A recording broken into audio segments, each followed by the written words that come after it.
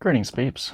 I'm making this video because a close buddy of mine came to me asking about recommendations on a guitar and what he should look out for. I told him that this is something I've actually been meaning to make a video on, and so I thought, what the hell? I can make a video that goes over the basics of the anatomy of a guitar, simple things that are helpful to know, and things that you should know about the guitar, and being able to troubleshoot if need be. I will also be going into how to do a string change or restringing a guitar because I actually have one that needs to be restrung. So we are going to go into this together, and I will do my best to explain everything and try and go into as reasonable depth as I think is kind of necessary.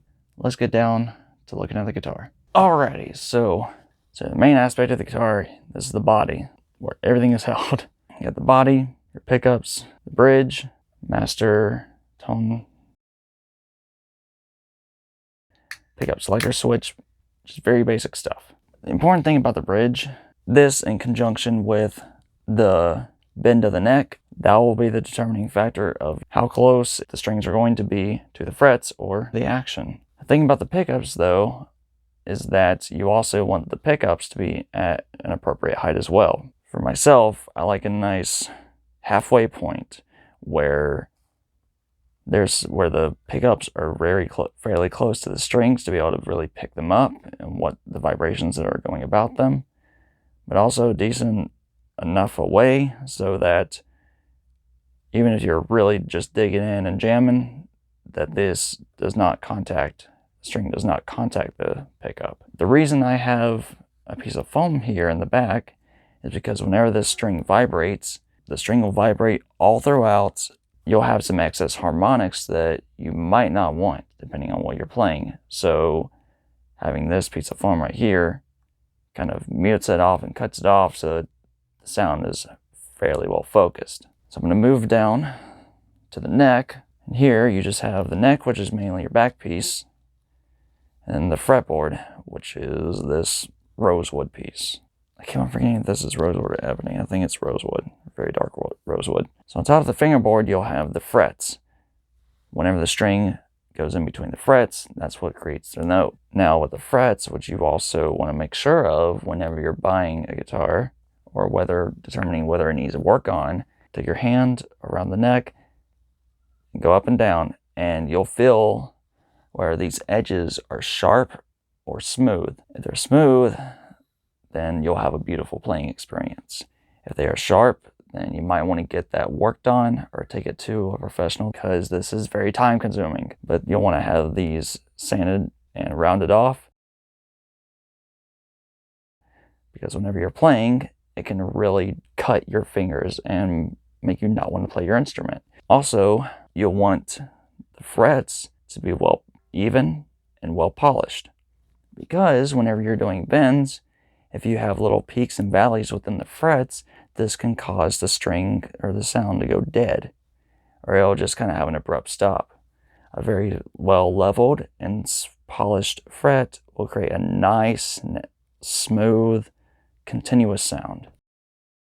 Now, these can be maintained yourself, however, it is not cheap. I think on StewMac, there have been multiple times where I've considered going ahead and getting a service kit to replace the frets, but it's like $400 or $500, and not everyone just has that lying around. So I just haven't done it yet. But having them well leveled out will keep reasonable action all throughout the fretboard, and will eliminate the potential for fret buzz. So like whenever you hold a string down, that rings out nicely, but if you have an unlevel fret or whatever, you might get this sound where it has that buzz, and that's not something you want. So going further down to this area, this is going to be the headstock. These are the tuners or the machine heads, and this is the nut. This is what the strings will go through in order to go across the fretboard and down to the bridge on the other side. You want to make sure that the nut is well lubricated, so that whenever you're playing and bending strings or whatever you may be doing, this will guide through back and forth nicely across the nut, so that you don't get any kind of tuning instability. Again, like I've shown you here. I've got that foam piece here to help keep the excess harmonics limited. Back here is the cover for the truss rod. Inside the neck, you do have a steel rod or maybe a carbon composite rod that will run through the neck, and adjusting this will adjust the relief on the neck, or how far back the neck is, or how far forward the neck is. Everyone's going to be different, but generally you want to have a very straight neck so that the fingerboard and everything else is straight, so you have a nice consistency across. However, there are some that like more relief, that want the neck a little bit forward. Doing this does increase the action, meaning the distance between the fret and the string. Some people like a little bit less relief and like the action a little bit lower. Again, me personally, I like to keep it as straight as possible, maybe a tiny bit of relief, like barely anything. And this can be adjusted using, I believe, I forget it every time, either a 4 or 5 millimeter Allen wrench. Anywho, this guy needs to be restrung. I'm going to go in depth on how to go about that. A couple tools that are nice to have, but not really required. So this is a string winder. I'll obviously wind the strings for you, loosen them, tighten them, or wind them up. Cutter to cut the strings if you need to. I don't typically like to cut the strings, and I'll show you why in a minute, and I'll explain as I'm doing it. And also a peg puller for acoustic guitars that have pegs in which the string will go inside. Also, what I'll use, and what's very helpful, even though you can use your phone or find an app that does this as well, or even YouTube has this, is a clip-on tuner that will help get you in tune, obviously. So, since this is a guitar that I think I keep in C or D standard, I don't remember, it's been a while. I prefer to use 11 gauge strings on this guy, 11 to 52. And I personally use the Dario XL. This is the nickel wound there. It's 3-pack, does amazingly. And it's like 15 bucks. There are more expensive ones out there, but then again, to me, that's more for people who play absolutely every day or are doing this for a living. I don't think those are necessary, or at least not for me anyway. They're supposed to last longer, but again, like I said, for people that are like touring or playing every day or a little bit more serious, like playing local gigs, yeah, I can understand why they'd want to get that. The thing I start off with first, I like to start off with the thicker strings. The way to tell which is which for me is whichever one, whenever they look the same like this, I'll just take them, I'll bend them a little bit. Whichever one has more resistance, or whichever one looks thicker, or you can tell which one's thicker, that's obviously your low E. A little information regarding the string. The wound strings, as you can tell at the end, still are nickel wire. There's other nickel wire wrapped around it a bunch. And that's mainly for 6th or 1st, however you want to say it. I consider this the first string, to be honest. It's like the first one I play. 1st, 2nd, and 3rd strings are typically going to be the wound strings. They do make strings where the 4th string is wound as well, but I just haven't used them. The way I prefer to go about this is to spin this part towards you, and that will loosen the string.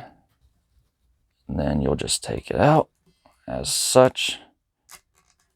It can be a little bit finicky sometimes. You'll just take that. And from down here, this is a string through body, so it will come out through here and come out the back. The reason I don't cut these, I'm going to be sending these into the Dario for their string recycling. That's one thing I love about them. I don't know if Ernie Ball or other string manufacturers do the same thing, just because I've been playing the Dario for probably better half of 10 or 12 years. I used to play Ernie Ball, but it just felt weird. They felt very twangy, and they had like a very loose or elastic feel, and I didn't care for that. So we're gonna go back here to the back. This is the part that gets a little weird sometimes. So you want to take this, put the string in the back, and you might have to feel around for it a little bit, but you'll eventually get there. And then just pull it through, let it go over there. over there's a little notch in the bridge, as you'll see here. You can at least feel it. That string is going to go right seated in that little notch, and whenever some people start to progress or want to experiment with different string gauges, eventually you may actually have to file the notch down so that it's a little bit wider, so that that string actually is seated within the notch, or else it'll be just kind of resting on top of it and it'll slip here and there, and this can cause tuning instabilities, inaccurate intonation, which I will be showing how to intonate this guy. So we're going to go back, and there is obviously a little hole in the tuner, or tuning head, that you will just take and put the string through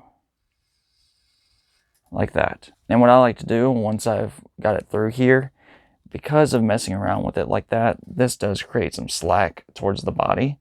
So I'll just pull up from the body to make sure the string is all the way through. Make sure it's seated into the notch. One thing I like to do is leave a little bit of slack, just because there may be some work that I want to do to the pickups or just the bridge itself, so I can just unwind the string and I don't have to completely take it off. You're going to be turning the machine head away from you to tighten it back up. And what I personally like to do, and what most people I think do, is push the string on the top, push it away from you, as such. And then next thing I'm going to do is just kind of pluck it and listen to the note or the tension rise.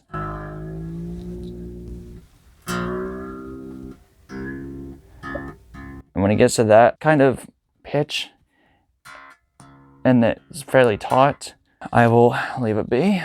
And then I will take my clip-on tuner here. I will clip it onto the headstock as such. I'll turn it on, and this is a D'Addario, I don't remember. It's a D'Addario tuner, I don't remember which one it is offhand. Now plug it, and it's right at C. That's funny. Okay, so we'll leave it there. So I'm gonna actually just have this one tuned to C for the time being. Now, in order to adjust intonation, what you're doing is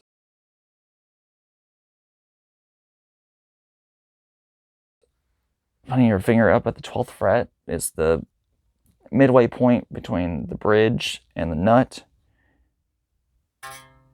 And you're just gonna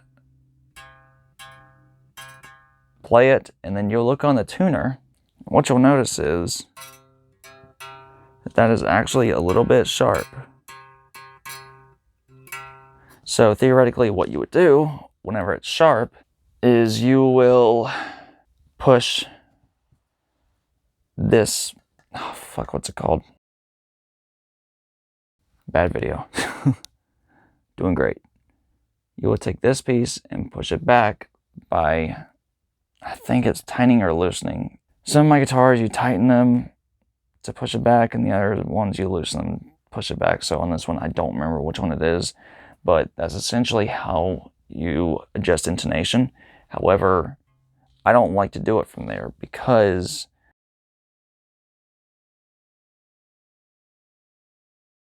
gravity is a thing whenever it comes to playing. So it was sharp whenever I was like that, and now it's a little bit more sharp now. Okay, I would need to push this part back. Anywho, so you're essentially going to do what you just did there with the rest of the strings, and just for good measure, I'm going to go ahead and cut this piece. Typically, I like to pull it and right about where the headstock is, or the edge of it. This is pretty much where I'll clip it. Not too long, not too short. So the reason that I didn't take them all off is because that can really mess with the tension that is currently on the neck.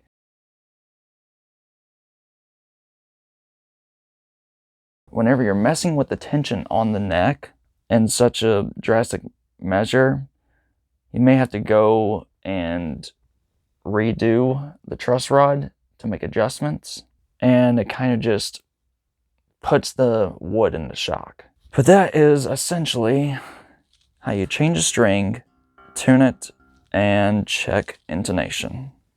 Right at the 12th fret, and that is badly intonated. So I'm gonna go ahead, get my toolkit wherever I put it. There it is. So I've got an iFixit kit, absolutely amazing. I'm gonna go right under here.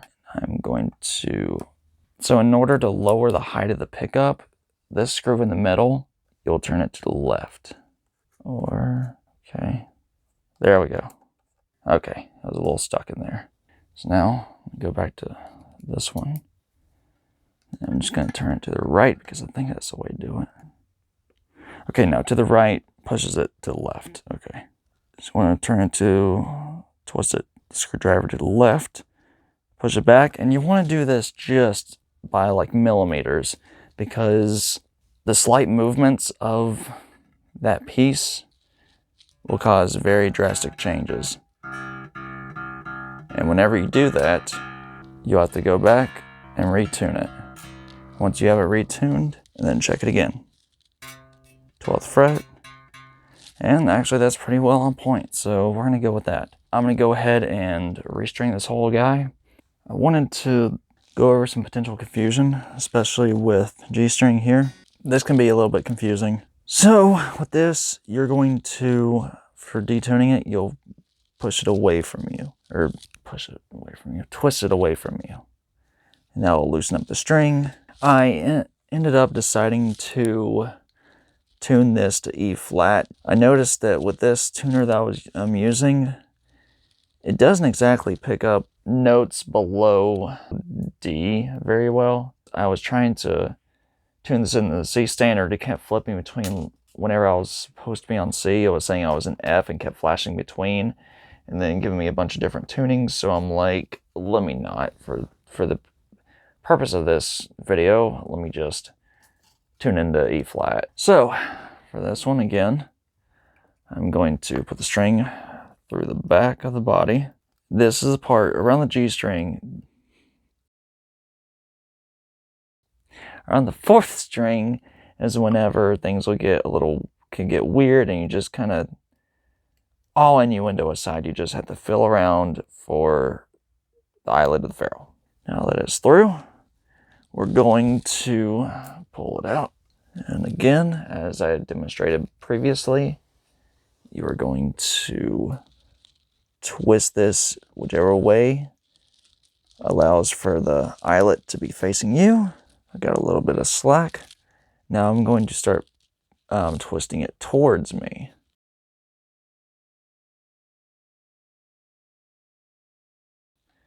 And what I'm going to do here, since the string is going down that way, I'm going to push it back, reverse, this way. This is kind of its own locking mechanism so that whenever you're tuning it, it doesn't try and pull out of the tuning peg. Most beginners will find that tuning can be a little bit of a pain in the ass because the string wants to keep slipping out of the tuning peg. Especially with the smaller gauges, it'll do that. It's reasonably taut, not too tight at all. Reasonably taut, and now I can go back to my tuner and put this at F sharp. And there we go. Now that's at F sharp. One thing you want to do whenever you get, after you finish the first string, take your hand, lift the string up just a little bit, maybe about 1/2 inch to 5/8 off the fretboard. Just wiggle it, hold like your middle finger right at the nut so it doesn't slip out. Just kind of pull it around. This is stretching the string so that it settles well. And kind of pre-stretching. So now that I've done that, tuning has gone down on this string, on this top one. I'm going to twist this away from me, tune it back up to E flat, which is D sharp, and go back to the 12th fret, plug string, and it is nicely pitched, intonated.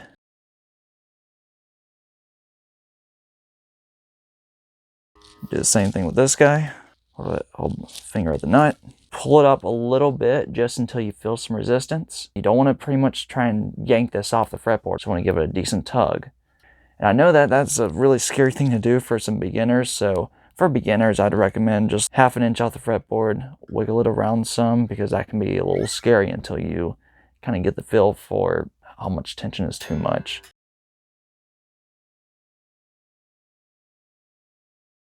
So back in the day, what made me be able to remember the strings and their standard notes easier, I had a DVD called Getting Started with Electric Guitar by Keith Wyatt. That's where I learned all of my basics. Standard tuning for most guitars in general is going to be first string E, second string A, third string D, fourth string G, fifth string B, sixth string E again. And the way I remembered it is one of the goofiest, potentially lamest phrases now. Even after dinner, giant boys eat. That has stuck with me for like 20 years. Yeah, it's goofy as hell, but it's the way I remembered it, and it's the way I continue to remember it. One other way that you can tell if the strings are like in tune or within the realm of being in tune is going to, I believe it's the 5th fret, play the top string, and then play the 2nd string open. So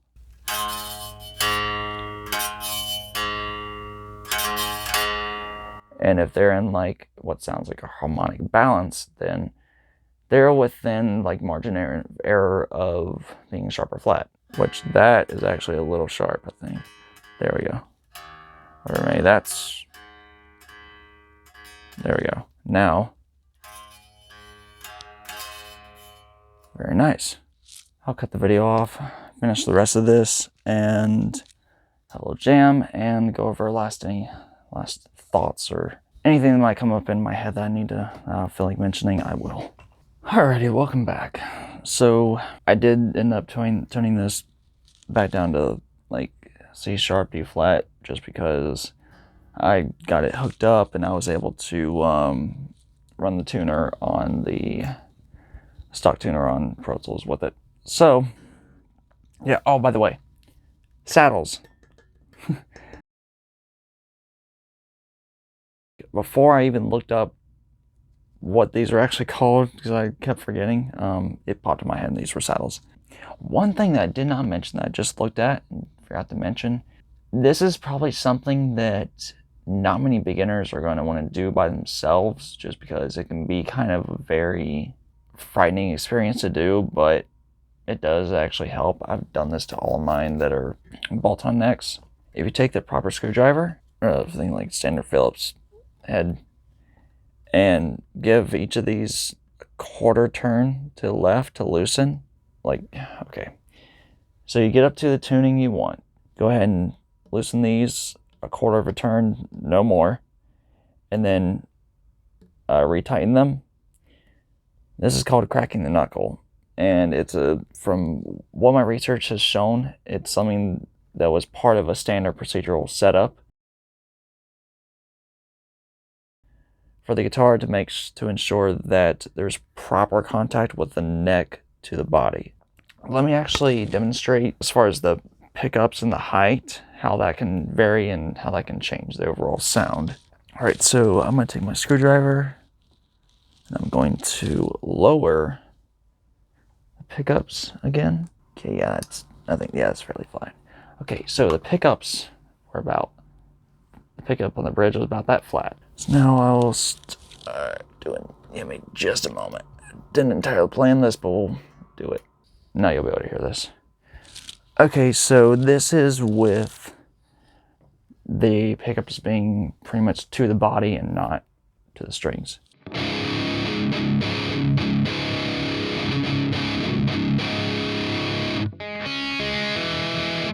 You may not hear it at first, but it's more of a thin sound.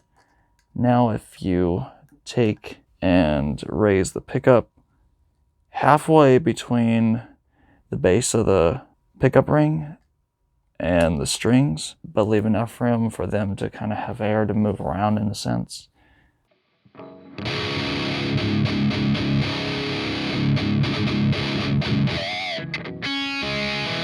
Gives the sound a bit more body, a bit more fullness, and just makes it sound like it really should. Alright, so now, stop this. We're gonna have a little jam. And for this, I am using my Emissary. I've tweaked the virtual amp a little bit. It's going through the IR of a diesel V30, diesel cab with V30s in them. One's run by a, oh shit, what's it run by? Hold up. One's run by a 6505 power amp, and the other is a Soldano power amp. And we will get ready for our little jam. Or we will not, because I didn't hit record. There we go. It's quite louder, actually.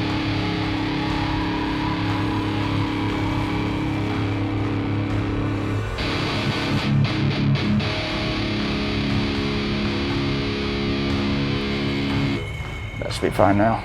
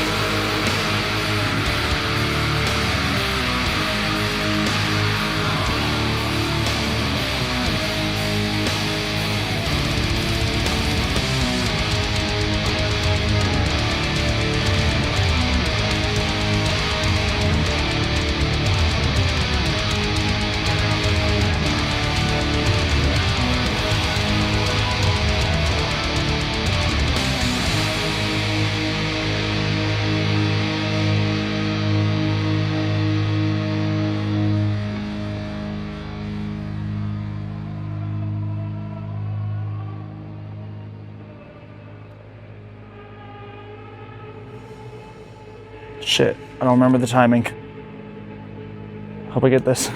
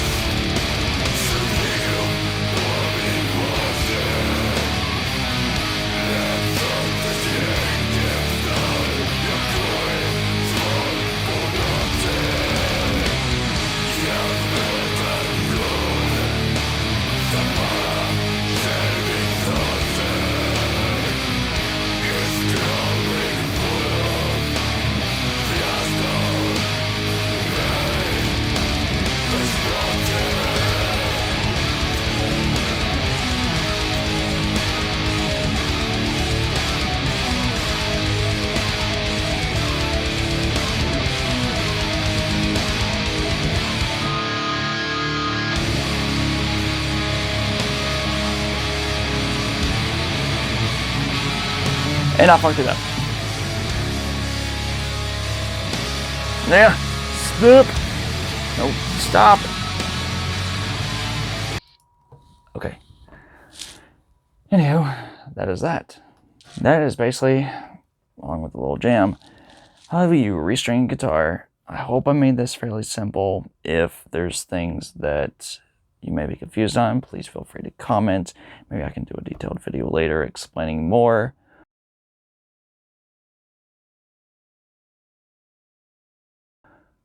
Unless you didn't care for this video and you prefer to see someone else teach you how to restring a guitar, that's okay too. This is just an option to throw out there. Yeah, so I hope you enjoyed this. I hope it was helpful. I will attempt to put timestamps in it so you can skip ahead to what you may or may not need whenever you see this video, and if you don't want to see it all the way. So, thank you for watching, and have fun.